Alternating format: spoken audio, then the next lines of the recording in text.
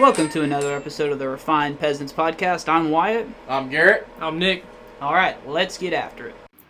Alright, today we're going to talk about demons and demonology. And mostly just personal beliefs because we gave Nick the podcast. Big mistake, y'all. It can't be any worse than giving me the podcast for Atlantis and pre-Diluvian civilizations, or Wyatt the podcast for What's it? philosophy, reality I bullshit. thought his was interdimensional vampire rapist. No, that's the next one. That is true. So tell them what this was going to be at first, and then why we switched it to demonology. Oh, we were going to do Ghosts. Yeah, we're going to do ghosts. Specifically ghosts. We're going to do ghosts and the paranormal. And then we got to talking, and so personal belief here, I don't believe in ghosts. You think it's weird? Because I do believe in demons. Okay, we watched a lot of ghost hunters growing up. Yeah, that's fucking facts. Between We you did. and Mom. We did. And I personally love those kind of shows. But Fake? Even now? I like the Kardashians. Fake. I mean, Fair enough. fair enough. So, me personally, I don't believe in ghosts. I do, however, believe in demons. And I believe what people are thinking is... So, we all know houses make noises by themselves. Boards settle, pipes shrink, stuff like that. And then you get to the unexplained shit, Like people seeing Yeah. Victorian era. or a music box playing by themselves and stuff like that. And so we're just going to go around the room real quick, do everyone's beliefs. I'll start. Again, I don't believe in ghosts. I do believe in demons. I'll tell you this now, I don't believe in Ouija boards. I think they're just a child's game. And I'll prove later on in the podcast how I know Ouija boards are kind of bullshit in what they are. With that, Garrett, would you like to give us your little belief? Well, that seems a little derogatory, but so I don't believe in ghosts either. I think I believe in the possibility of like energy signatures. So like it's sort of like an echo. So a ghost wouldn't be a human spirit; it would just be an echo of the person's soul that lived there. It like they would be not conscious or functioning. It would just be something on repeat. I do for sure believe in demons. I feel like there are definitely nefarious spiritual forces at work in the world. And as far as Ouija boards, so I don't necessarily believe in Ouija boards, but I do believe that these dark entities that are here to influence you, if you give them, like if you invite them in through something, through a Ouija board or some kind of magical ritual or whatever, I think they can enter your life. Now, whether or not they do or not in that certain scenario, it's a crap shot. But, if you go out, I know absolutely nothing about modern day magic or paganism, but if I go out into a field and I build an altar to a demon and I try to summon it, I may not be doing anything like significant ritually to act for the universe to act on, but that demon may be like, hey, he got my attention. He's obviously inviting me in, so... Okay, I get that. Wyatt, easily the most skeptical out of us three. What is because you're more of a science guy, you come from a realm of science, what would you say to your personal beliefs? I mean, I would say that I believe in like the paranormal. I don't want to say necessarily. I would classify it as metaphysical.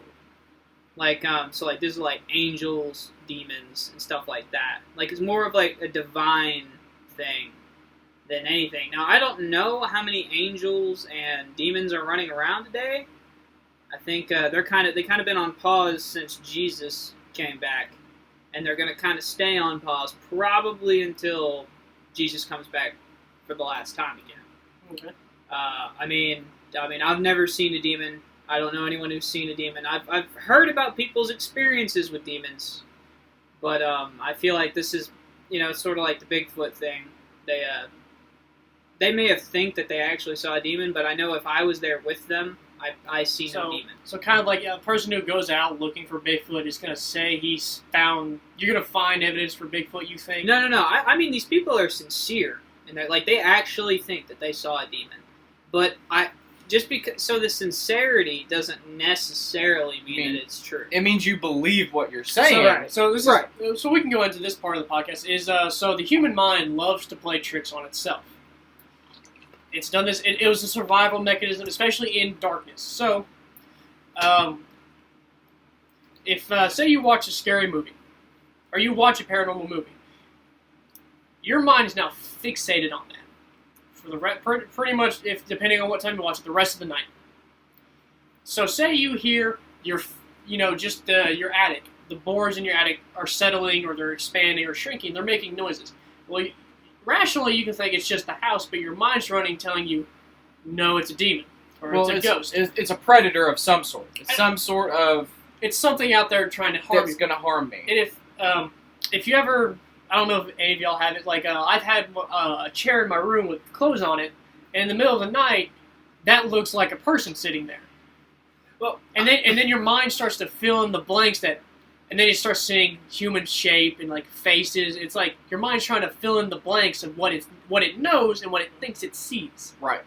And I would really agree with you. So my best living example for me is, so Nick and I are hunters. We hunt deer mostly. So if you know anything about hunting, you get up early before dawn, and you're walking through the woods in the pitch black dark. And I'll be walking through, and it gets your heart racing. You know, I've been in the woods almost my entire life, and I'll be walking through the woods, you can't see nothing, and then you hear a twig break.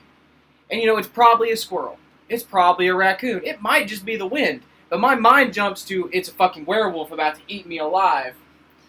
And, there's nothing you can do. It's just a reaction. It's an irrational fear of your primal brain telling you it's something. I wouldn't say it's irrational. I think it's probably what got us this far. Yeah. That fear. That fight or flight. Yeah. So the human brain likes to look for human features and things that aren't there. We like to look for patterns. And the biggest pattern is a human face. So you ever see people like, oh, look, Jesus' face in my bread of toast. Well, it's just burnt toast that your mind is putting the pattern together and it looks like a face. It's just burnt toast, but you're... Well, if we can see a face in it, doesn't it by necessity look like a face, though? But your mind starts putting patterns together. So something that may not even resemble... So it's not kind of like clouds? Like you're looking for shapes in clouds, kind of? So like, oh, that looks like an elephant. You're looking for the pattern. But wouldn't you say a cloud that looks like an elephant might, in fact, look like... So what you're saying is, like, it's not necessarily divine intervention. It's just the toast burnt in a certain way, and we're picking out a pattern. And we're saying Jesus is messaging me, right, in the toast when it's just burnt that way. I think Jesus is probably above burnt toast, burning himself onto pieces of bread. Yeah. If he wanted to talk to you, I imagine he would just show up. I think he'd make it pretty clear. What does that say about you? Because he doesn't just show up to talk to me. Yeah. But it seems like you're looking for more like naturalistic explanations for all of these paranormal things, and I thought that was going to be my job. It's like, again, because and then there comes the parts that are not explained, such as things flying off shelves, poltergeist activity. Yeah, stuff. Obviously, okay, if you go look on YouTube, every ghost video you're going to see is probably fake. It's 99% fake, probably 100% fake. Okay. It's really easy to fake these ghost or demon things. But we kind of run into the same thing with demonology that we run into with every other aspect of the paranormal, quote-unquote, metaphysics, sciences, whatever you want to say. Is that, you could look at a lot of these cases and be like, okay, that's fake. But then there's these few that you can't explain. That you look at and you're like, okay, hang on. That's fucking weird. So, in demonology with possession. So, the modern consensus is that most possession cases, especially in medieval times, were mental disorders. Like epilepsy or schizophrenia or, just unidentified diagnoses that the people at the time didn't have the means to understand. But then the Catholic Church now, they're not just going around, they're still actively performing exorcisms. But they know all this now. So to be clear, to perform an exorcism, you have to get it approved by the Catholic Church. First of all, have you ever seen the original Exorcism? I have not. Not The Exorcist? No. It's like made in like the 70s or 80s. Mm-hmm. It's a brutal movie. I'm not gonna there's. Well, why would a demon be here just to fuck about? He's gonna. Yeah. You gonna fuck shit up. Well, a lot of it was like they would try to kill the person because then the demon had nowhere to live, so it had to go to another vessel, and that's where you catch it. Well, and so that's the thing too, is when these demons with possession specifically, they're not after your body, they're after your soul. Yeah, They're trying to make eternity. a demon. So it's definitely the long. But we can focus. Do we want to just go? Since I'm already on it, do we just want to jump into an exorcism aspect of it? We can. So it's kind of hard to talk about demonology without talking about the Catholic Church and exorcisms because they've been doing it since Jesus. Jesus performed exorcisms. Peter performed exorcisms before the founding of the Catholic Church. I think at least 3 of the apostles did, right? A bunch of the apostles did. Like I said, They at least had the power. So, like I said, to get an exorcism, it has to be approved by the Vatican. The Vatican has to Yes. approve. You cannot have a Protestant exorcism. No, so like I can't get a Lutheran priest to exorcise. No, it has to be a Catholic who's been approved by the Vatican. Wait. They have to go through a very specific college. Yeah, it's a chain of command. So they have to go They basically study demonology for the Catholic Church to understand how to get rid of these demons. But wouldn't that imply if Lutherans and like Baptists can't cast out demons, they can't perform exorcisms? Wouldn't that lend a lot of credence to not to get too stuck on the whole authority of the Catholic Church, but wouldn't that kind of point to lend it? So Lutherans can if I thought Nick was possessed, I could call my Lutheran preacher, and he could come and he could bless Nick and do different ritualistic things. But the Catholics have this down to a science. Yeah, they have this down, they have procedural manuals on how you conduct an exorcism. Yeah. Okay. So they're I would say more efficient. More experienced. Yeah. With the casting out of demons. Most Protestants are only familiar with burning witches. Yeah. Catholics have been around a long time. Okay. Alright. Shit. So on exorcism, so demonology is the study of the hierarchical demon society, kind of. So I guess a baseline definition of what a demon is, right? So they're all over the world. The Muslims call them jinn. In their mythology, the jinn could be nefarious or benign. It really, it can depend. But in the Christian mythos, a demon is one of the 1/3 of angels that got cast out with Satan. Yeah. And obviously, they are led by Big Daddy Devil himself. So Satan is basically the head honcho. He runs hell, and every other angel that fell with him has now a special role. And I believe in the Catholics' mind, it's a hierarchy system. Yes. So there's, depending on who you ask, there's earls, presidents, lords, and all that. There's different Nobles. There's different titles for different layers. Right. So there's a hierarchy of demons. Yes. Yes. Okay. So there are lesser demons that don't have as much power. And then there's obviously the devil, who has the most power, and then everything in between. So the funny thing is, depending on who you ask, the Catholics believe demons can't possess inanimate objects. They can appear to, but they can't physically.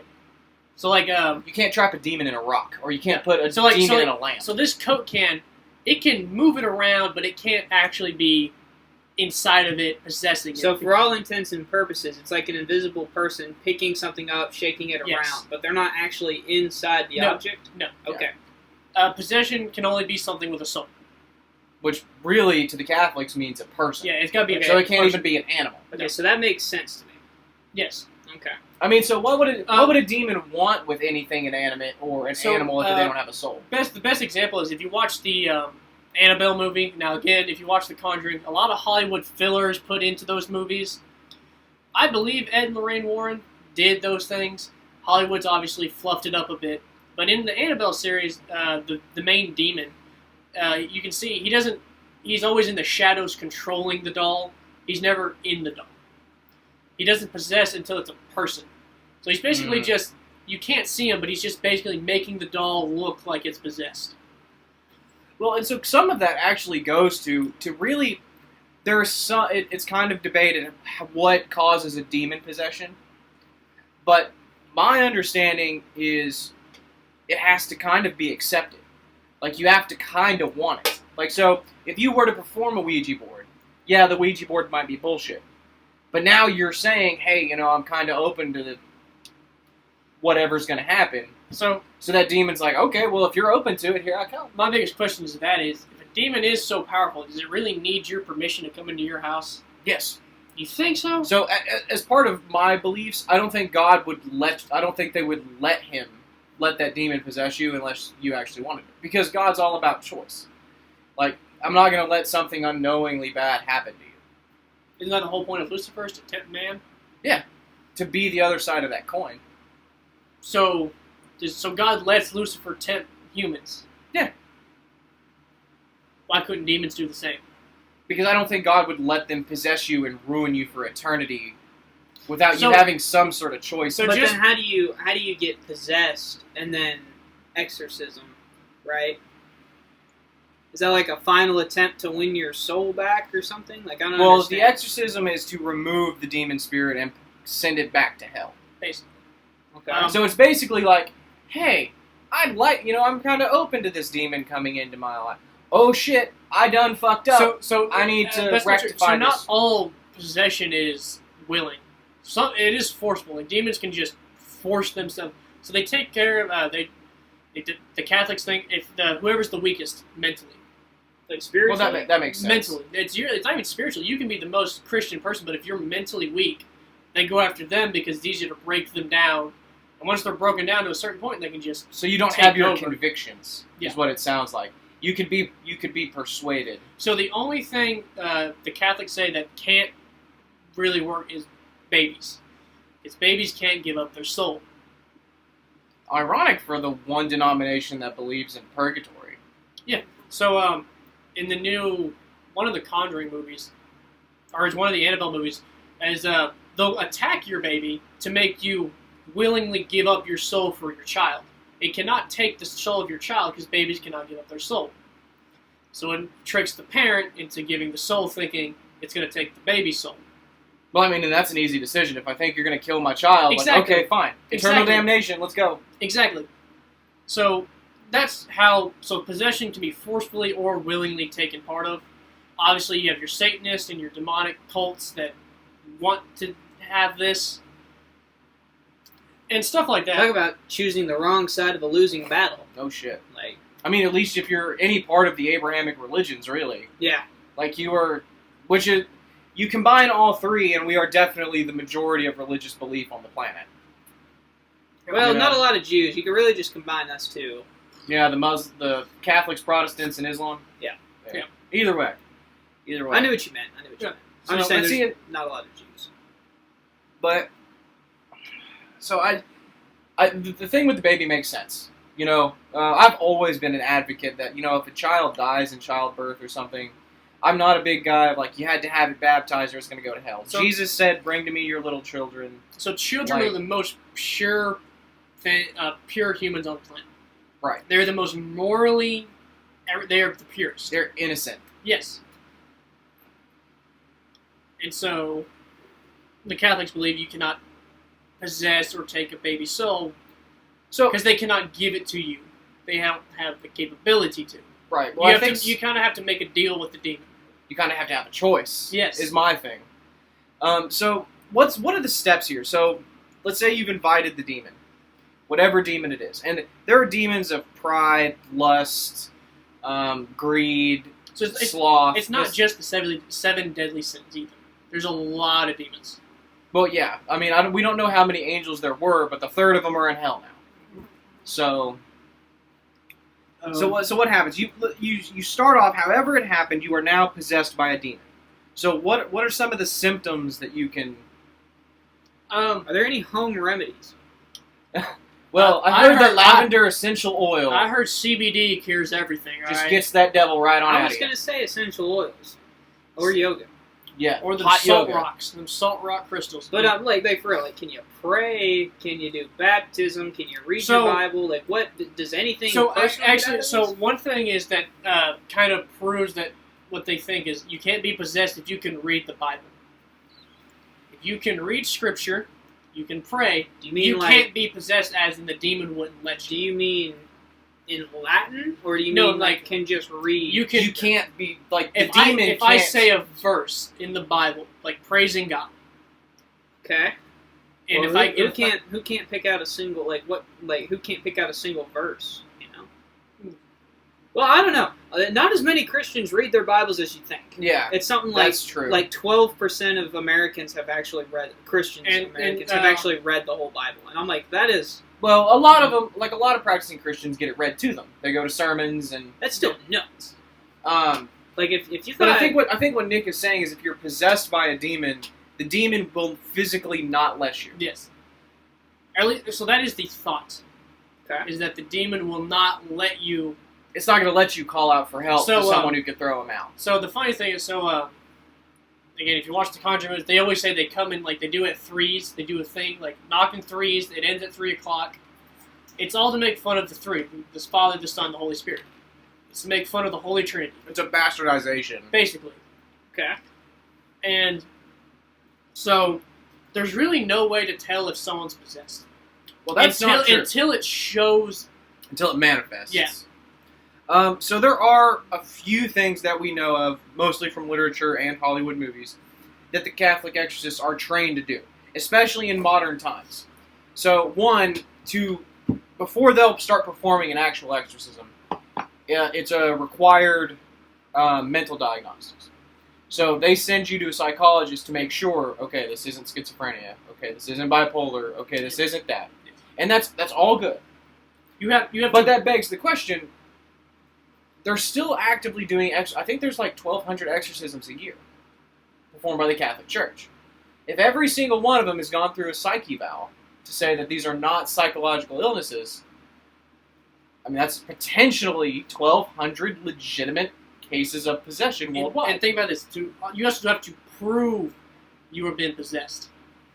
You have to prove to the Catholic Church with evidence. You have to convince. So, you have to put forth evidence to the Catholic Church that you are truly haunted by a demon or possessed. what kind of evidence can you bring forward, though? The big one for me, the big one I've seen, is knowledge of the unknowable. So, typically the way this test works is a priest will leave the church, and he will put a mundane object in his pocket. He walks in, and they go through a series of questions. And one of the questions will be, what is in my right pocket? And, obviously, be sitting here like, I don't know what the fuck's in your right pocket. I'll guess. What do you think's in my right pocket? And if they get it correctly, so one, stats guy, what are the odds of any mundane object in your pocket and then guessing it right? Probably pretty low. Right. So, they look at that as a strong indicator that you are, in fact, possessed. Because demons have that knowledge. Because demons are metaphysical. They can look into your pocket and see what's there. Okay. Another one is they sit down with the so-called possessed person and they try to get the demon to show itself either by throwing something across the room or talking through the person. They antagonize the fuck out of you. Yeah, they purposely They'll read scripture. They'll throw holy water. Yeah. And that's basically what they do. They try to get it to show itself, and they either film it, record it, or they have multiple eyewitnesses. Mm-hmm. Okay. And again, you have to have a lot of evidence to prove to the Catholic Church that you are in fact being tormented or possessed by a demon. Right. Like I said, the Catholics have a book. It's almost as much as what we do. It's basically like our court system. Like you got to have a lot of evidence to prove someone's guilty of murder. Right. Well, and so part of that is also because the modern Catholic Church doesn't want. They don't want to get it wrong. Yeah, they don't want to get it wrong. So you get someone with schizophrenia, and you start. because the exorcisms, they can get violent. They can. And not like these Catholics are whipping the people who are apparently possessed, but the demon causes physical harm to the person. And, you don't want the bad publicity of saying, okay, this guy was just bipolar, the Catholics just antagonized him to the point they tied him to a chair. Of suicide. Of self-harm or suicide, all because the dude's bipolar. He wasn't really possessed. So, it's in their best interest to verify and verify and verify. Okay. So one of the things is so they'll ask for like a name, and usually it's a little kid because kids are the weakest in the mind, and you can take over kids because they're not infants. You can manipulate them basically, and so these are not like infants. These are like 6, 7 years old. They're Yeah. just starting to. Okay. Preteens. I gotcha. And so they can take over. They can possess the child.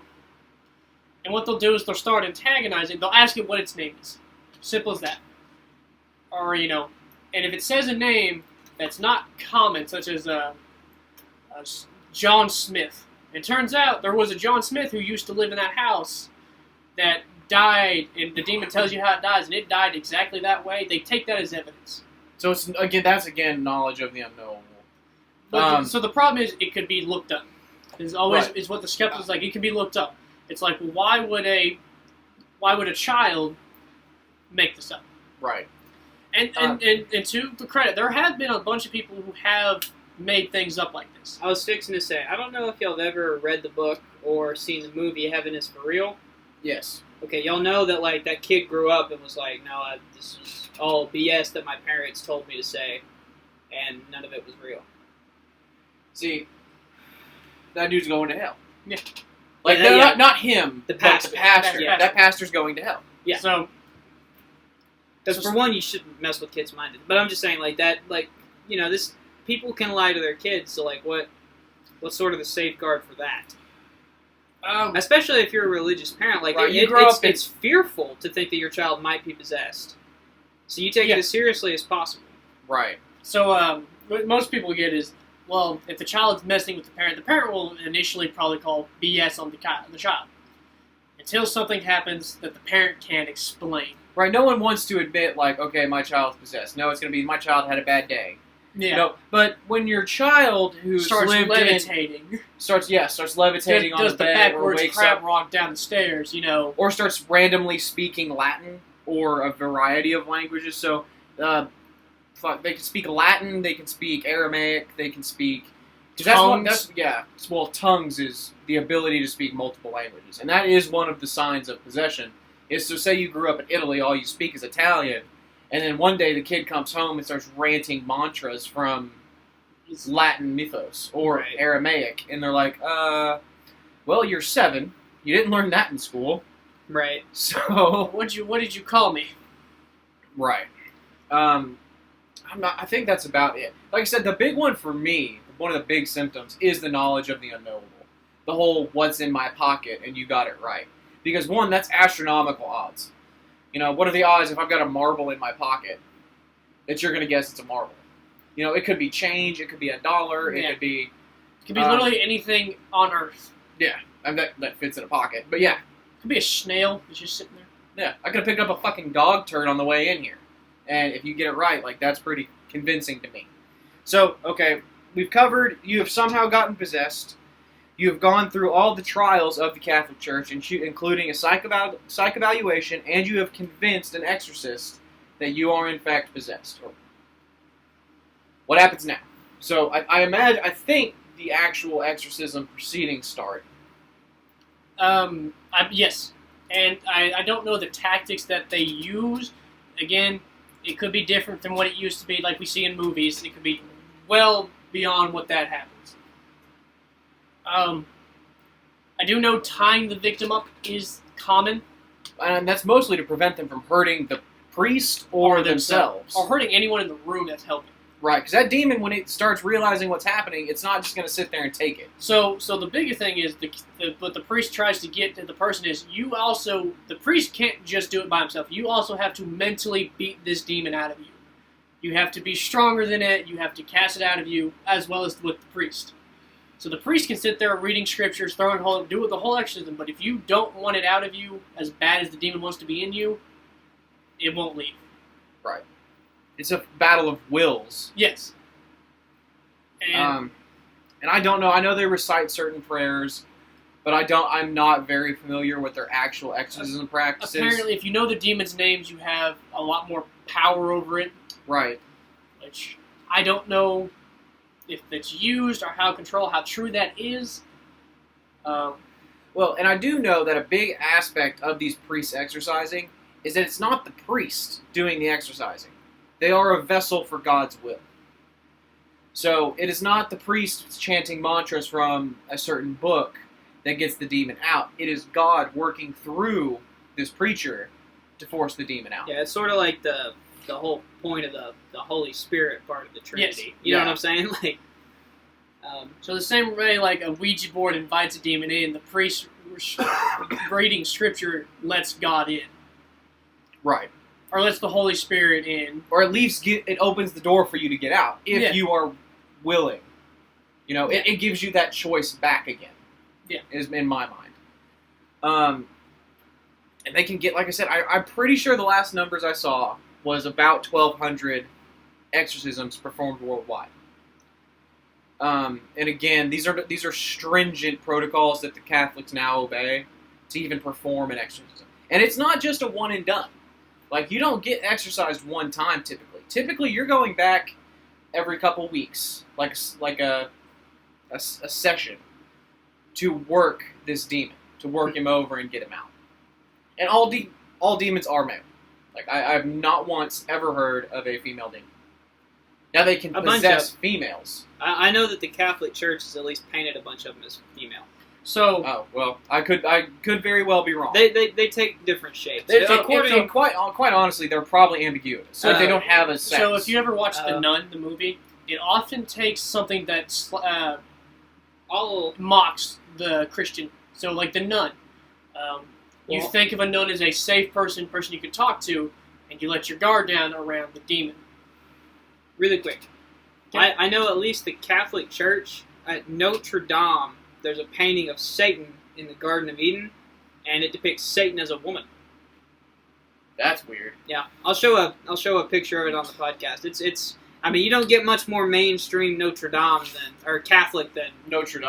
Exactly. See, the problem with that is, do we really know Satan's gender? I mean, like Garrett Well, said, it all- they're probably genderless. Yeah, they are probably. Well, I mean, so They're a spirit. non-binary. so Shut the fuck up. they're part of the LGBTQ. Oh my god. At S for Satan. Not company I want to Happy be. Pride Month, everybody. Not company I want to be with. Wow. I don't want to be a company of Satan. Well, that's fair. We are not trying to equate LGBTQ people with Satan, No. but they are probably genderless. I mean, they're spiritual beings. They are not physical. Right. Honestly, So- if you believe in And how angels are supposed angels are probably not gender based either. Yeah. I mean, Michael could probably look like his name is Michael, but I mean, God picks the names, so it's really to, could be Michelle. He For could all just we be a know. beautiful could be beam Michelle. of light, probably. yeah. Like, We don't know. but to me, it's not important. It's not. I was just saying that, like, the artistic representation. Well, so the thing about like Well, that that is is, curious. I never knew that. so the thing is like this: who do women trust more? Women. They trust other women in stuff, certain aspects. Just like how you would trust a priest, at the most, to be a moral man. If you went to a church and you saw a priest, you would talk to him. You would let your guard down. You think you're safe. When all of reality it could be a demon just looking like a priest. Well, or possessing a priest, and that's another thing too. No one is above demon possession. So what the Catholic tries to hit hard home is you have to be very experienced and know what you're doing to be a priest that does exorcisms. Because Yeah. you as well. Because if you like a specialist? pretty much yes, so they- they are classified exorcists. there's a certain hierarchy, and kind of. Yeah. So if it's a real bad problem, they'll send the most experienced priest to go deal with it. Because Right, he's so- done this before. He knows what he's doing. If they find out that, let's just say Ball's in quite a few movies, and he's supposed to be pretty high up the hierarchy. He's a couple jumps down from Satan.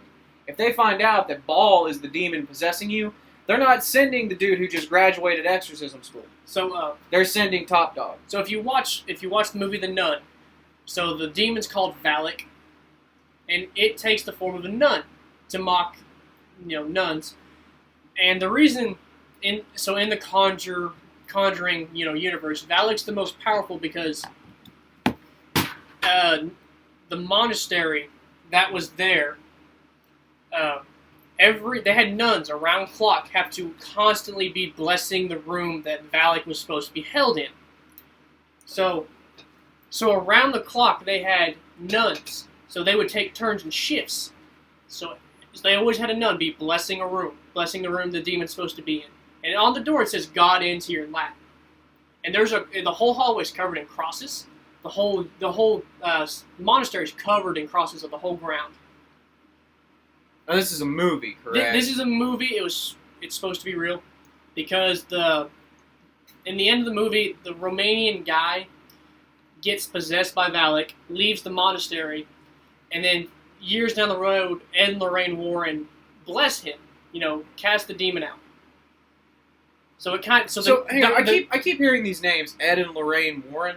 Yes, they are probably the most known demonologists. They did it a lot. They did. Are they? I guess certified exorcists from the Catholic Church. They are not exorcists. They are. They're just demonologists. They go around and they basically prove to the Catholic Church yes, they're possessed. That's so their job. They're like outsourced proof. Pretty much, they go around. They go everywhere. They go. Where do you know where they're from? Oh no, I do not. I don't know. I have to look at it again. Are they still around? No, they're dead. Okay. Sadly. When did they live from?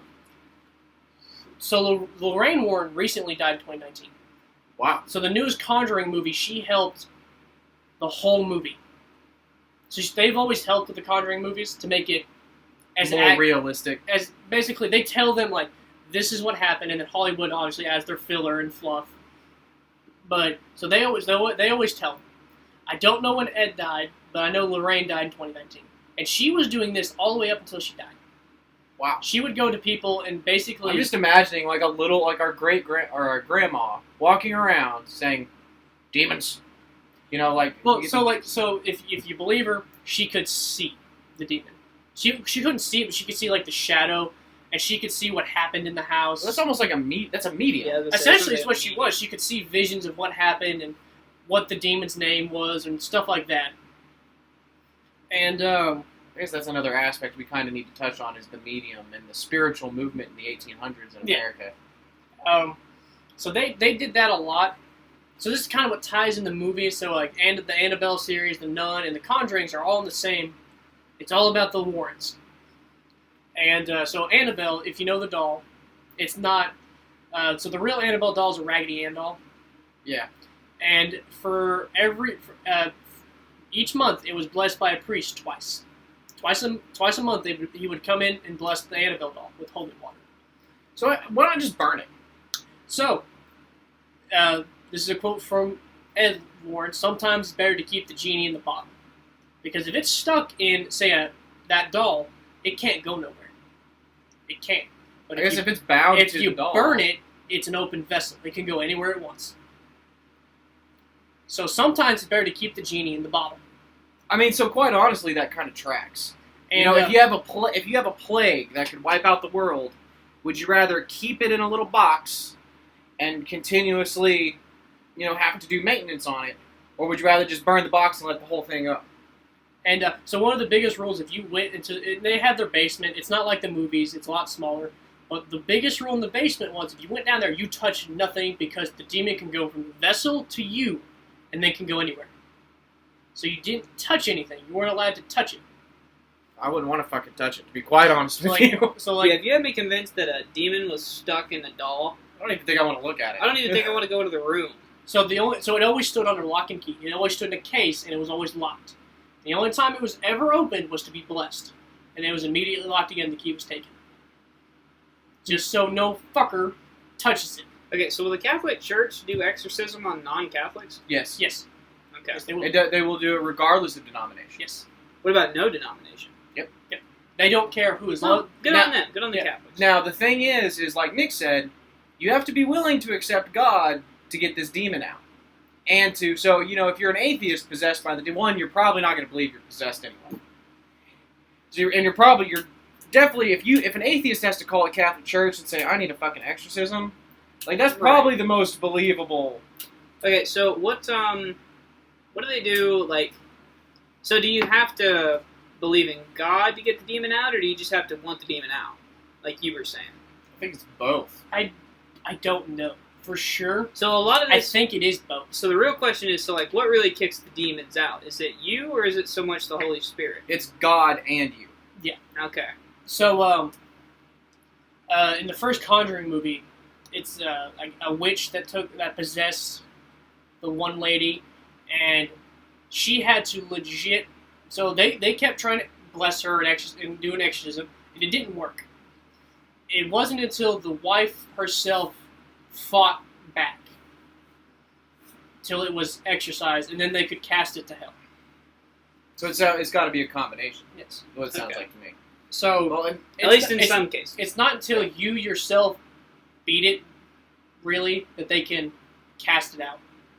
see, I don't think that's the case. I think God has to be the one to force But it out. you of have to make the choice: do you want it out or not? And once Right. you make that choice, and once you do beat it, God can take over and send it back to where it Okay. goes. So what I'm having trouble even understanding is like, can people who are saved even be possessed? Yes. Anyone can be possessed. Anyone. No one is above demonic possession. The Pope himself can be possessed. Okay. Probably is, given all the crap he's been saying. But So Francis. so anyone can be possessed. yeah, Okay. it's a matter of the thing is you have to consistently choose God. Again, it's not a matter of faith; it's a matter of mental. Yeah. So even the Pope can be beaten down to a point where he's able to be possessed. Well, and I would argue from like a demon's perspective, you would want the people of faith more. So what prize is more valuable? The atheist who doesn't believe in God, or the God-fearing man who's been, he goes to church regularly, but he's going through a hard time right now, and you're like, hey, under most circumstances, he would go to heaven, but here's my chance to go grab him. See, I feel like demons don't go after non-believers because it's like they've already won that fight. You know what I'm Yeah. saying? They're Well, trying to rob God of a soul, Right. essentially. So, and if, a non-believer is, in theory, going to hell anyway, you're not stealing anything from God. It's more of at a that spite. point. It's the same thing like they make a mockery of the Holy Trinity.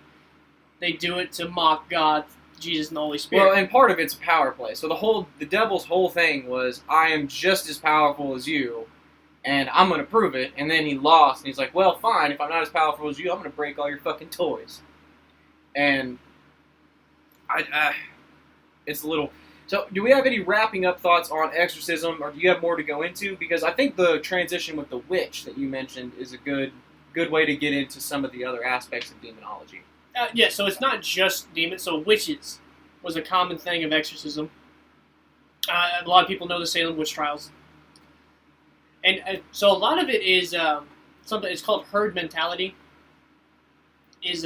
So we know from the Salem witch trials that the women who said they were possessed by a witch were in fact just lying. Yeah. They were just lying. They just didn't want to tell the truth because what they did at the time could have been, whippings and stuff like that. So instead of, taking my lashings, I'm going to get, 30 women hanged? I don't know if exactly that many. I know a pig was hanged. Well, they crushed a dude to death, didn't they? Yeah. Yeah. Charles Gorey was crushed to death. His With- final words were more weight. Badass man right That's there. how I want to go out. So, Okay. So it is kind of a herd mentality. So Hang on. What were you saying, Mike? So what? I mean, are y'all done? I don't want to switch to something else. Well, I think right now I'm trying to switch us over to, witches and their role in demonology. yes. Okay. So We'll stay on that then. okay. So it's a herd mentality on that. Well, so we're talking specifically the Salem witch trials was bullshit. almost certainly faked. Yes. Um, it was more. That's not to say that other witches throughout history were not real. So my understanding of what actually constitutes a witch, and not there are modern practicing Wicca. I'm not thinking. That's not a witch. I'm not thinking hocus pocus kind of witch. I'm thinking. So the way witches get their power is by making deals with the devil. Okay, That's so- what Protestants. So this was close to my question, so I'll go ahead and ask it. So we talked about the exorcism in the sense of what if they want the demon out, right? But what if they embrace the demon? Takes Then I- over. then I- then I- The yeah. demon takes over. So I assume they would become a witch or a warlock. Okay. So anyway, go ahead. And it's okay, so you're accepting me, so you know that you're gonna lose your soul, but now we can go out and do cool shit. You That's all can they- make. All the demon cares about is taking that soul. So once you accepted it and it knows it has your soul, it can leave. It can go find someone else to possess. But there's no going back after. There's no. that. Once you make a deal for your soul, there's That's no it. going back. You're done. So no and- amount of repentance. No, you made a deal. Confession, You made because a deal. you've chosen your side. Yeah. Um. Whether it being a forceful choosing or not. You No. I don't think God would condemn you with no restitution. I don't think He would condemn you forever. Well, if you didn't knowingly have to be like, you know what, but if this you're- is better. if you I were prefer possessed and say a bunch of it, like you kill your kid, or the only way to save your child while you're possessed is if you give the demon your soul. It's kind of it's kind of like forcing your hand almost. Well, so that gets into a little bit of a gray area. So, like, if you literally agree to the demon because it's going to kill your child, then I'm going to leave, I don't make that call. So I don't make that. I mean, to me personally, okay, you should definitely get redemption. So the biggest way a But- demon gets you to trade your soul is suicide. Yeah. So it gets you to kill yourself, and that it gets your soul. It's the deal you make. You kill yourself, you save your child, you save whatever. So it's kind of, if you don't know that it can't take your child's soul, you would willingly give your soul for your child. And here's a question. So even if, like, right now I can sit here and say, okay, that demons can't take my child's soul. But if I've been dealing with a demon in the back of my head for 2-3 months, saying, like, just whispering, I'm gonna take that fucking kid. So it can't take the soul, but it can damn sure act like it's going to. So Right. it can throw things at the child. It can scratch the child. It can make you think it's going to take your child. Right. And It'd eventually, be very convincing. at that point, it wears. And again, your mental state gets lower and lower Right, and lower. because you're not sleeping. Yeah. You're constantly worried that you're going to wake up and your child be dead, or your wife be dead, or you be dead. Or you accidentally, while possession, killed your child. Right. So in that way, it's doing whatever it can to make you make the deal. I think overall it's like an odd gray area of consent and It's not forcing your Forced. hand, but it's kind of forcing your hand. it puts you in a situation where it's a lot easier just to do what it wants. It's a rock and a hard place. It's Yeah, like gun to your head. Do you shoot Nick or let me shoot you? Now you can shoot Nick. We Yeah, can okay. recreate a Nick. not that hard. Cloning technology is great, Yep. but you see what I'm saying? Yeah. Like, No, I get you. But anyway, so back on witches, and again, to specify, I am not talking about pagan rituals. I mean, but specifically a witch is someone who has made a deal Yes. with this demon for the power they have, and that's what gives them the ability to do quote unquote magic. Mhm. Most witches it's kind of like a premonition thing, and then they can also it's just like a butterfly effect. So they can't shoot a lightning bolt out at you, No. but they can, They can make you trip while you're walking down the sidewalk and then get hit by a bus. They can make you kill your child, and then you, in grief, kill yourself. Or you may just be on Team Satan and you just start going after other souls. You can Yeah. use like a good-looking woman could use lust, start stealing souls. Yeah. You know. That'd be a succubus. Yes. Well, no, a succubus would be the demon that she used for that, but. It's really there's a really widespread hierarchy of demons. There's succubus, there's incubus, there's There's a bunch. the 7 deadly sins have different aspects. There's the princes of hell and Lucifer himself, and then lesser demons. But anyway, so with I think that's what, to answer your question, I think that's what it would be, is if you were possessed by a demon and you just consented, and to me, I would think, and again, I'm not the guy who makes this decision. I think you would have to be a follower of that specific demon Well, to be like most granted witches. the power. Yeah, you'd have to be a worshiper. Yeah. In a sense. But if you consented and you said, you know what, I would rather, instead of getting you out of my body and going back to God, I would rather spend the rest of my life with you and have your influence and your power, So then you become a witch, and an actual witch. So the best example I can give again is the new Conjuring movie. The Devil Made Me Do It. I would recommend watch it. There's actually a nun, like she's an actual nun. Or she dresses like a nun, and she makes a deal with the demon that I will get you a soul. In return, you give me these powers. And her whole thing is to get the guy. That's a witch. Yeah, the whole thing, she tries to get the guy to kill himself. And at the end, the Warrens, for her plan and stuff like that, and the demon kills her instead because you made a It's like, deal. you promised me a soul. It's going to take a soul. You promise a soul, either it's yours or someone else's. Which is really the moral of the story for demons in general, is once you make a deal, so like genies, jinn, in Arabic mythology, that genie, you didn't want to rub the lamp. Because what happens when you grant the third wish? It doesn't go back into the lamp. It's free. Mhm. And the first thing it does is kill the person who put it in the fucking lamp. So most of these people, they'll tell the demon, hey, for whatever they want, I'll get you a soul if you give me what I want, and if you don't give them the Right. soul, they take your soul. Right. It's a deal. And so this goes into It's another... a deal in blood. This Right. sounds like Ghost Rider. Kind of. Yeah. I mean, so Satan is famous for his deals, and it makes sense that other demons would be. But this goes to a specific... If you watch any kind of supernatural shows, specifically supernatural, they have these things called crossroad demons, which is you're essentially just going to a crossroads, and there's a specific ritual you do, and you get whatever you want. You can get money, you can get fame, you can get sex, you can get whatever, but there's a time limit.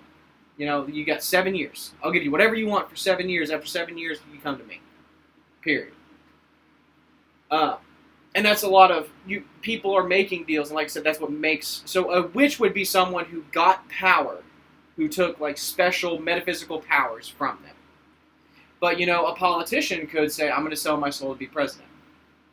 You know? I mean, it could be anything, because demons have a significant amount of power on how this physical plane runs. Mostly, in my opinion, because humans give them that power. But... Okay. So that's my position on witches is, you know, again, I'm not going to come at you like paganism is spread.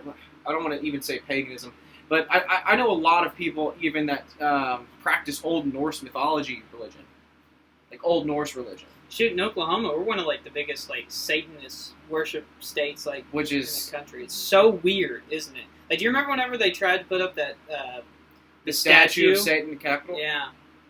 Next to the Ten Commandments. You know what? I've never understood that. You know they actually did in the it was the Ford Center then. Now I think it's the Cox Convention Center. But they did the state let them do rituals because the state let them do like Christian ceremonies there. So they had to let them do their blood rituals and stuff. Right. Well, and so modern Satanism is supposed to be less.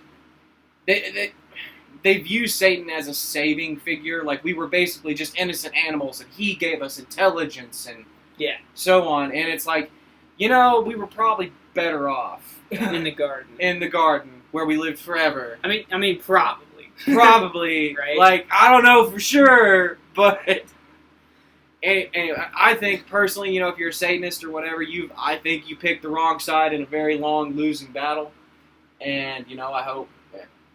We won't get into what I hope for you, but you do you. As long as you ain't hurting nobody else, it's not my job to convert you. You know, now you start sacrificing children on an altar, then you got to catch lead. That's just how this world works, though. Right. So I'm not trying to deride pagan religions. You know, I'm not saying if you're trying to worship Odin or Thor or even Zeus, I don't care. Like, now... I think if these beings are actually physical, they probably are demons manifesting as some sort of god. But, you know, I don't know that for sure. Witches, in my mind, like, so someone who practices paganism is not necessarily a witch.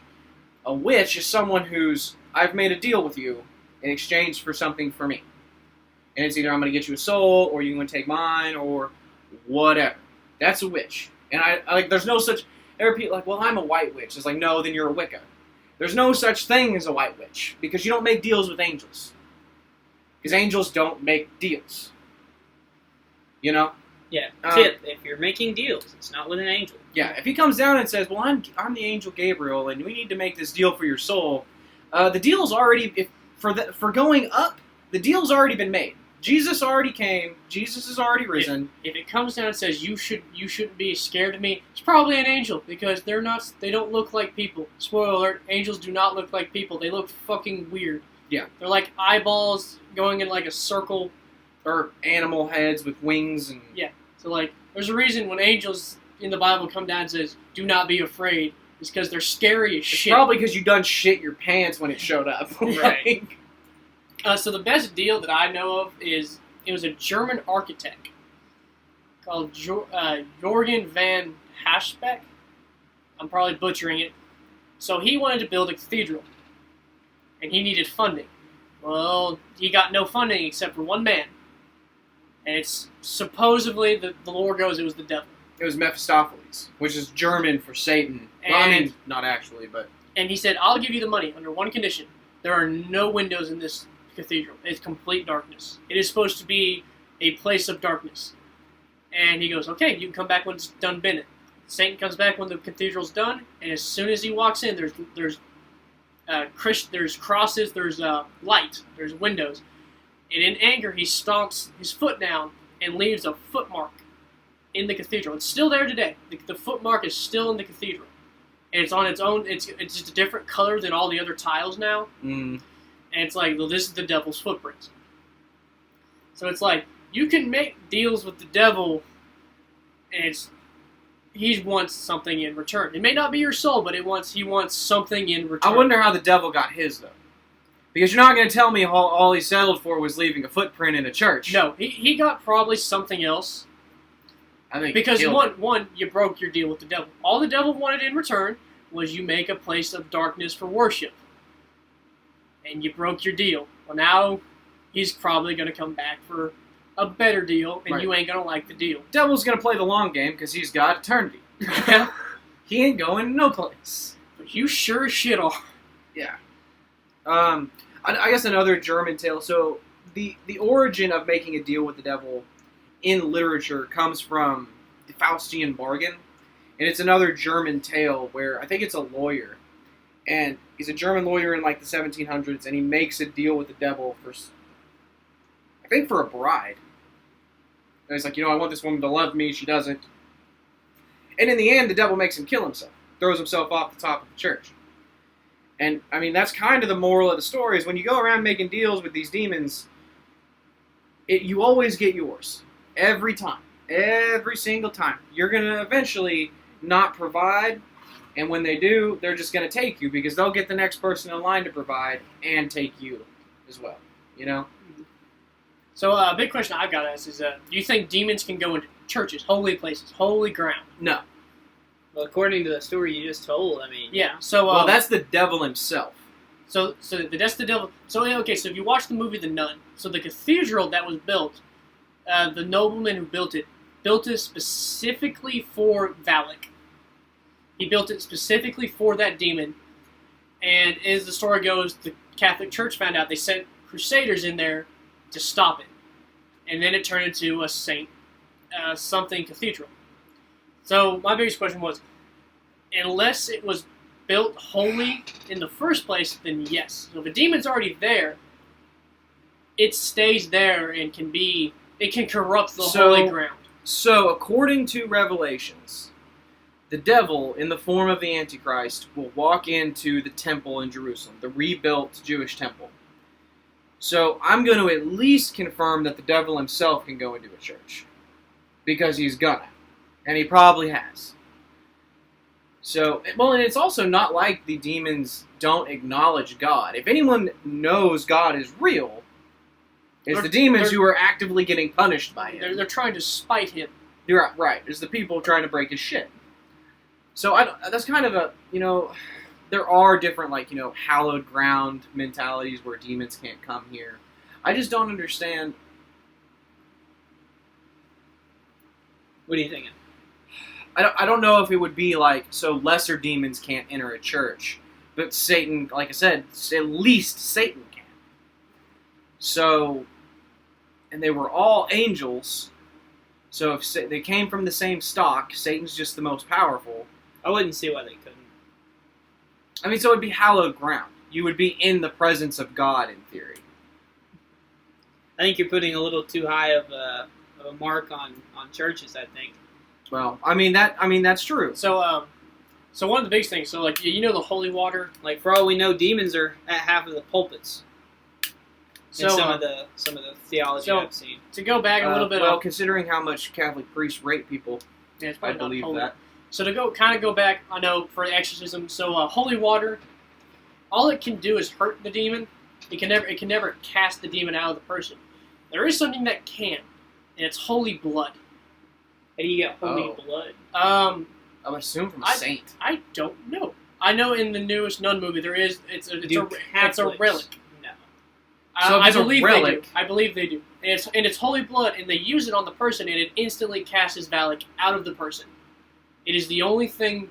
It's very limited amount, but it's 100% going to cast the demon out of you. If it's a Catholic relic, that means it is part of a saint.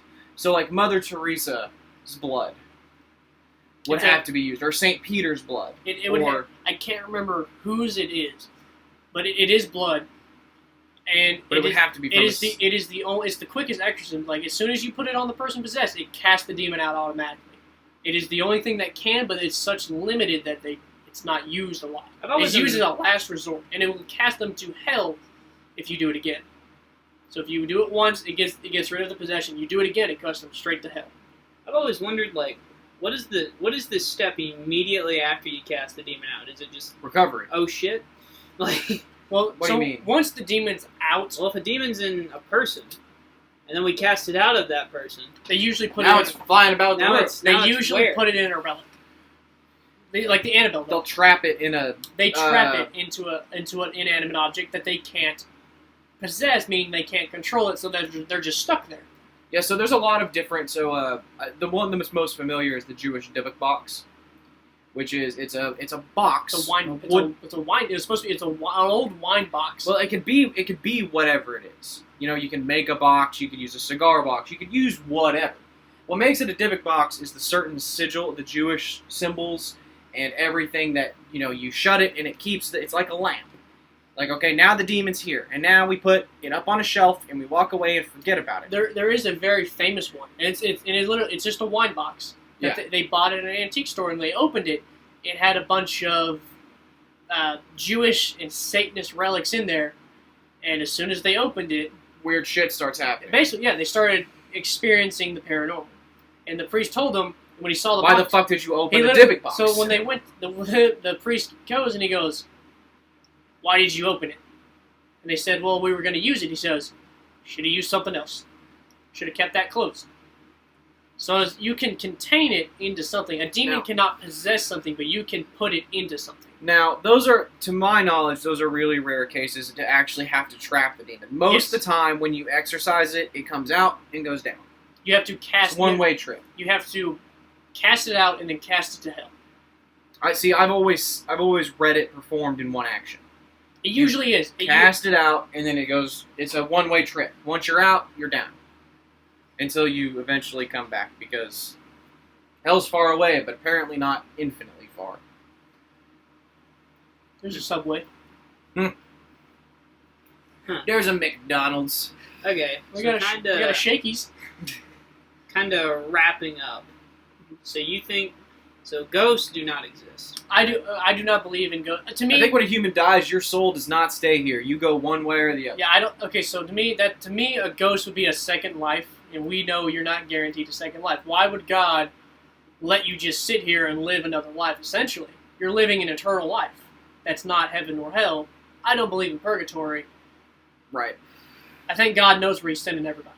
Well, and see, part of my so the reason I don't believe in purgatory is if you read the Bible, God doesn't like a lot of things, but one thing He really, really doesn't like is indecision. You choose. What do you guys think purgatory is? Non-existent. No, I meant like why do the Catholics believe in purgatory? What do they think the purpose? Well, of it is? the old school Catholic Church after St. Peter, when they were getting all stupid, you needed money to buy your way through. You paid your way, and so you had to tithe the right amount. So if you read Dante's Inferno, it's Dante's Inferno, the Purgatory, and then these aren't the names. The Divine Comedy consists of Dante's Inferno, Dante's Purgatorio, and Dante's Paradiso. And so in Purgatory, you do the seventh. It's a mountain, and each so often is the 7 deadly sins. Okay. And you have to spend so many years in each sin before you're finally. That's Inferno. Now that's after Inferno. Inferno, he goes through the 7 layers of hell. But they're all represented by the 7 deadly sins. So you understand? And then you go through Purgatory. People who go to hell don't go to Purgatory. No. Okay. Only people going to heaven, and if you can think of it almost like a purification process. It's not like you're on the fence of this. You weren't pure enough for heaven, but you weren't damnation for hell. Well, no one goes straight to heaven. No. And no human. Is this like your personal belief, or is this what the Catholics This is Catholic doctrine. Yes. Okay. I've got a Catholic roommate. We've talked about this a million times. So I'm just gonna. I want to hear it all out then. So when you die, if you go to hell, you go straight to hell. Yes. If you're going to heaven, you go to purgatory first. Right. Because none of us are pure enough. And you can buy indulgences, you can have a shorter time in purgatory depending on the life you lived on earth. But you have to go through some purification process. Well, see, I would think that the point of Jesus was the purification process. Well, they'll tell you that they gave you the ability to be saved. It gave you the ability to go to heaven. So, like, they say that, like, Abraham's bosom, which is really, like, our canon, the Protestant canon, that's basically the only thing you can kind of twist to be purgatory. So they would say, like, the old Jews who believed in the coming of Jesus, right? Didn't go to hell, they went to purgatory. They were saved because of their faith of the coming Christ. And purgatory was where that Sheol, the grave, was purgatory. You know, that's just what Catholics would tell you. So, but we're getting a little in demons. Dante's purgatory, it is a ritual. So it's a purification ritual. Yes. Which Dante was Catholic. Yes. So that makes sense. And once you got, it was so many years, I can't remember, you would do each step of the process. It's different for everybody. Not in Dante's book, everyone experiences the same. But once you go through the purification process, you're in heaven. And there's different, like hell, there's different layers of heaven. And so back when Dante was saying the sun was God. It was a bright ball, it was nothing but light. And it was like he describes it like a flower. And all the archangels sit on the flower, and then there's just a big where God sits. And those are the most purest people there. And your popes, your saints, all those. And everything else is a different layer. And as the closer you get to God, the brighter it gets until there's nothing but light. Okay. And demons reside in hell.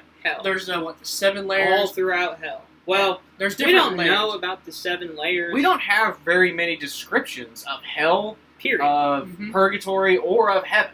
I mean, so actually, really, we probably have the most descriptors of heaven.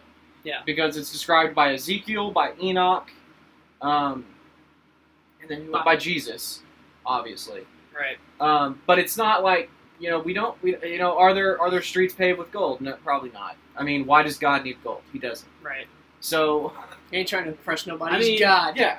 Really, like, even like the hellfire that we often think of whenever we come from, whenever we picture hell, that's really, only a couple of verses, and even in those verses, it's in the context of the angels who were punished. It doesn't ever imply that it's what it's going to be like for us, or how it is. I don't think it does it ever imply that it's also an eternity. It does call it an eternal hellfire. Yeah, but for in a reference to the angels. So what if it's just a purification? We're going up to religious topics. Yeah, we'll have to do a separate podcast on our understanding of hell, because I think really the 3 of us. Most of our understanding of hell, like today, comes from a book called The Apocalypse of Peter, which later becomes part of Dante's Inferno. Yes. Dante's Inferno is based off this book, and this book was actually canon for a long time. It sent me I used to know it. It's like one of the first canons we have, and it was on the list. A bunch of the books weren't even. So I wonder if it's in the Ethiopian Bible. Maybe. Because the Ethiopian Bible's got like a lot of books that aren't canon to the Catholic, especially to the King James. It eventually got dropped because before the Council of Trent in the 1500s, after Martin Luther came around, because it was unpopular to preach from, because nobody likes hellfire and brimstone. Well, especially whenever you're trying to bring in the tithe, like whenever you're trying to make money to build a basilica, like no one wants to give money after hearing that. Like they which is part of, I think, the problem of like a lot of Christian religion now is we do a lot of prosperity gospel. Yeah. And the problem with that is you're preaching like, okay, if you believe in God, your life's just going to be easy. And it's like, really, tell Job that. Tell Noah that. Tell any of the old school prophets. Tell Jesus that. Yeah, tell Jesus. When you believe in God, bad shit still happens. But you have a rock to fall back on. Yeah, it's how much. It's all about your faith. You can be tested. It's how much faith you got. Okay. All right. So back to demons. So, like, wrapping up on demons, what final thoughts we got? Before we wrap up, I'm going to talk about Ouija boards real quick and how they're fake, because we didn't get to talk about that. So, Gary, you believe you invite a demon in, Does anyone know how Ouija boards work? No. So, I mean, I know. A demon possesses him. So no. Yes. So there's something called idiom motor response. Well, hang on. So before we go into how it actually works, let's explain to everyone how it's supposed to Okay. work, quote unquote. So how it's supposed to work is you and a group of buddies, probably drunk, put your hand on the little glass. You're gonna Ouija get me to board. summon a demon. I better at least be I drunk. better get a chalupa from Taco Bell. Yeah, damn it. And Last meal. You ask it questions like, "Is there a demon in the house?" And it either go yes or no. If it says no, what the fuck? So usually it's yes. And then you ask its name, and usually it's just a jumble of words. And then, or it could be an actual name. And then eventually it's supposed to get fed up enough it says goodbye. And then bad shit's supposed to happen, woo-to-do. Okay, so what actually happens? So there's a thing called idiom motor response. It's these tiny little muscles in your fingers that, so the best way to describe it is called Trevou's pendulum. I don't know if I'm saying his name right, but I can take a string and tie, say, a ring to it. And if I imagine, I hold it up, I can imagine that it's moving back and forth or in a circle. And the idiom motor response will force that ring on the string to move it in a circle or back and So forth. it's like a subconscious thing that Yes. causes your hand to Yeah, move. if you want to do this at home, take a piece of string or a piece of twine, wrap it around a nut or a ring or something, and in your mind, hold it between your first finger and your middle, your thumb. Hold it, keep your arm steady, and then just imagine in your head that it's moving back and forth. And then imagine and picture it in your head it's moving back and forth, and then do the same if it's going in a circle. And it's these and you can do this if you ever heard it. They put it in a bottle. They put a little thing in the bottle. They put the string, and it still works because you put your hands on the table, and if you get enough people, it'll move how it wants. Now, see, my argument against that would be, how do you get everybody to think the same thing? So, like, on the first question, is there a demon here? Obviously, it's not going to answer no. Exactly. Because what's the point of bringing the fucking Ouija board? But then most people think yes, and so they start to picture but yes. that's a unified yes or no answer. So what if when you ask it its name? You'll get different names. You can get jumbled up garbage. It all depends.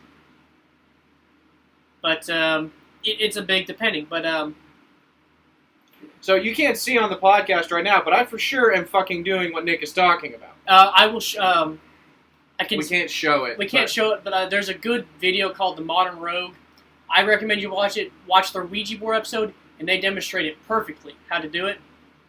And they go into also how to do it with a bottle. They do it with a bottle as well. And it's really cool to me. And it's basically it just shows how, if you ever do the old slumber party thing, light as a feather, stiff as a board. Well, it turns out your fingers are really strong, and if you got enough people, enough points, you can lift a person up with nothing but your two fingers.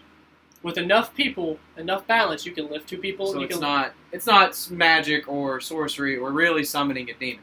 Now, you could not pay me enough to actually, even knowing that it's bullshit, I would not, like, if one of y'all brought a Ouija board to my house, it would get thrown in my burn pit. There's a Ouija board at our house. Is it really? Yeah. Oh, interesting. That's fucking terrifying. I played it all the time as a kid. That's what's wrong with you. I'm kidding. Yeah, I was about to say, I think you're full of shit, Nick. No, but we did have a kid bring a Ouija board to school, and we liked fucking with the kids and students and like the teachers. So, it's mostly just mental. And then again, say you're doing the Ouija board, and you think there's a demon now, and then you hear your pipe settle or your floor settle. Your first image is, holy shit, it's a demon! Oh my god! Right. And then you see that clump of piles that clothes pile in your chair, and you think there's a demon sitting there. And very commonly, it's called sleep paralysis. Yep. Where you're in between sleep and awake, and you can't move because your body's still paralyzed, and you start hallucinating. Most people see demons. Most people see angels. Most people see God. Well, no, most people see dark imagery. Yes, most people do. Like, Mine's name's Gerald. He's an asshole. oh, that's terrible. See, and there is sleep paralysis, which causes its hallucination. It's like a waking dream state. Like your body can't. So You're neither asleep nor awake. Sleep paralysis is when your brain thinks you're still dreaming. So when your brain knows you're dreaming, you ever imagine like you're running in your dream and you wonder how the fuck is my body staying still? Where your brain will be like, okay, I'm dreaming, I'm gonna shut this central nervous system off, Yes. so that I don't run around the block buck-ass naked at midnight. Yes. And sleep paralysis is when you wake up, but your brain hasn't reconnected to the central nervous system and yet. you're still, And so you're paralyzed. and you start freaking out, And you start, and then you start seeing things because your brain is still in dream mode. right. It's still showing you images. It is very much a waking night. You can hear things. You'll see and hear things. These are all common things. And so there's also something called exploding head syndrome, which is not as nefarious as it sounds. But it's what it is essentially your auditory system in your brain will misfire. And, I'm not sure how many diagnosed cases there are, but have you ever been laying in bed and then you just hear like a loud bang, and then you kind of like, what the fuck was that? And then no one else in the house heard it? It's your auditory brain just misfiring. And people hear voices, people hear gunshots, people hear thunder, like it can be anything. Anything you've heard before. Right. Well, and that is the thing. Like, it has to be something you've heard before, because your brain can't just create something Yes, it has out to of thin air. It has to be, you're recalling it, essentially. Okay. But, Now, it doesn't help that most of the time this happens when you're alone at night and you just watch a scary movie about demons. Yeah. But your body instantly goes to, so there's a demon in my house. I'm not going to be the guy to say that every person who claims they're possessed is actually possessed. What I am going to say is that the Catholics have a very strict code To of prove it. determining possession now, at least in 2021, and they are still deciding that there are at least this many actual cases of demonic possession. And that's with the psych evals, the medical diagnostics, It's everything. It's a lengthy process. Right. So I for sure, I think, to just wrap up my own personal views on it, I think demons are for sure real. I think they're at work trying for the souls of mankind, doing everything they can. And, really, to me, there's only one way to fend them off. As a Christian, that is my belief. Nick, do you have any? I'm kind of the same way. I mean, again, I believe a demon, if it's powerful enough, if it can go into churches without being summoned, it can go anywhere where it wants. I don't think it has to be invited in. Now, it may, if you, like Garrett said, if you're playing with a Ouija board, it may think, oh, these people are susceptible. They're already kind of half believing in me. Let's make them believe fully in me. Right. So it's in that way. Well, and there's a lot to be said about, so God does not physically act in the world anymore. Right? Really, since Jesus. God doesn't send angels down to communicate with people. And if anyone said, like, well, Gabriel came and talked to me, I would look them bold in the eyes and say, you're fucking insane. That's not what happened. I could see how God would allow a demon to enter your house because you made the choice to play with the Ouija board and seek that temptation. Right. So my big thing with Ouija boards and, like, Satanism and stuff is, like, I don't want that juju. I don't need that bad, like, I don't need to give it an excuse to come fuck with me. Yeah. But what I was getting at is, I think part of the problem is that God is not physically, I mean, he is, but he's not physically acting on the world in a way we can recognize anymore. Demons, on the other hand, can and do. So, like, if I ask God, throw my bow and arrow from that wall. Okay, you notice how you didn't hear a large bang. Now, if there was an actual demon here, it may have. I called him a bitch boy, bet you won't do it. I bet he does. Yeah, and So like my final thoughts is that I would agree with you and Nick mostly on just about everything, except I really don't know that demons are out acting around anymore. I think kind of the same thing since Jesus. I think they're kind of in limbo. They're kind of waiting. So my thing would be, like, why did the apostles, after Jesus was gone, have to exorcise demons then? It may have been stuff we didn't know, like epilepsy or... What about today? Where you have to pass a psych eval, you got to pass... There's a big process. Right, again, there are at least a couple hundred worldwide. Well... Maybe the Catholics are still wrong, maybe they're still missing something, would be... Yeah, could be. That's a very good possibility. I mean, there's stuff there could be a mental illness we don't know about. I just, like I said, I really think they're trying to dot their T's and cross their I's every opportunity because they don't need the bad publicity. Catholics get enough bad press as it is, much less when they're Boy Scouts. Yeah, much less, tying up a schizophrenic to the point of self-harm and suicide, telling him he's possessed.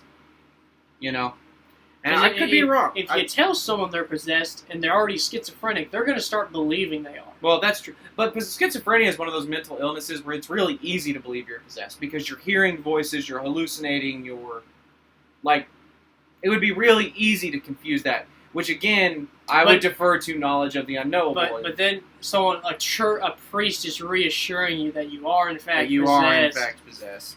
So it's gonna ramp it up. Well, from everything I've understood is that the default position is like you are not possessed. Yes, you're gonna have to prove. Yes, you have to prove to the Catholic Church without a shadow of a doubt that you are. It's like getting a guilty and not guilty verdict. We keep going back to this word "prove," and to the Catholic Church, it might be "prove," but the word I would use is you have to convince them. So it's more of a convincing thing. So you're not going to physically and scientifically prove that you are possessed. But they know the signs. They know there must be the overwhelming differences. convincingness to perform this. Because again, if the Catholics get it wrong, it's big news. Yeah. Like no one's gonna. No, you notice there's not a person possessed in France gets exorcised. But if it's schizophrenic tied up and tortured by the Catholic Church, all of a sudden it's a bad PR. Okay. Anyway, so anything else? I guess if I'm going to recommend a movie, because Nick's been recommending movies, go check out The Rite on Netflix, RITE. Really good. What's it about? It's about exorcism, and it's about, it's a atheist priest who's I really don't even want to get into the church, but he's pressured real hard by the family, so he goes to become a priest.